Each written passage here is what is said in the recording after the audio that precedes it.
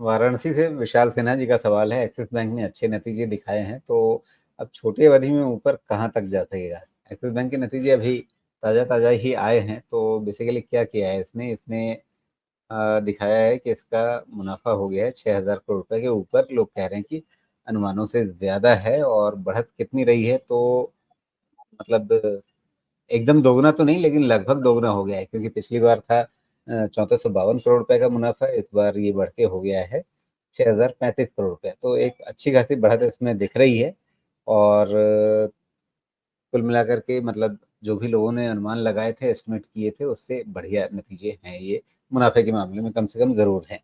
तो अगर इसको देखा जाए, इस नतीजे को बाज़ार कितना रिवार्ड करेगा?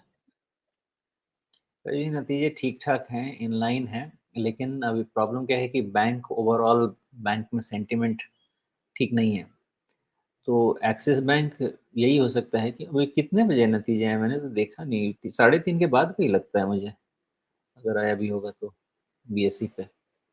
अगर साढ़े 3 के बाद का है तो फिर यहाँ पे प्राइस फैक्टर्ड नहीं होगा कल के लिए, फिर 1 दिन और लगेगा इसका प्राइस का रिएक्शन समझने के लिए।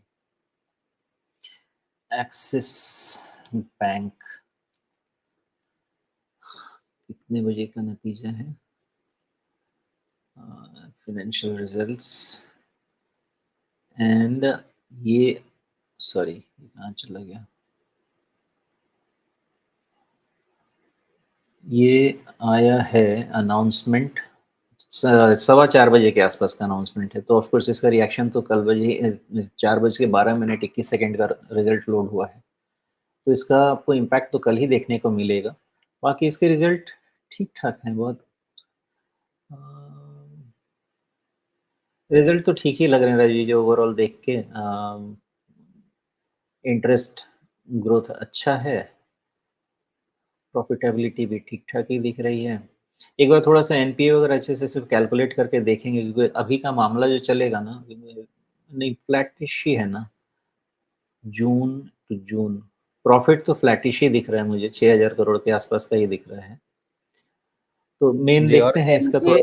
एनपीए में भी हल्का-सा इम्प्रूवमेंट है, मतलब कोई बहुत सिग्निफिकेंट नहीं, लेकिन फिर भी इम्प्रूवमेंट की ही दिशा में है।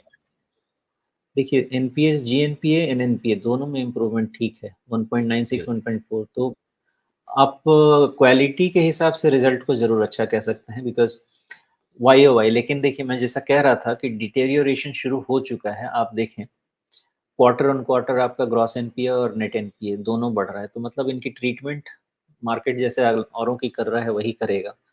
एसेट क्वालिटी पे इश्यू है, और एक बारी जब ये शुरू हो जाता है ना, तो ये थोड़े समय के लिए तकलीफ देता रहता है। तो एसेट क्वालिटी के इश्यू को मार्केट शायद पॉजिटिवली नहीं लेगा।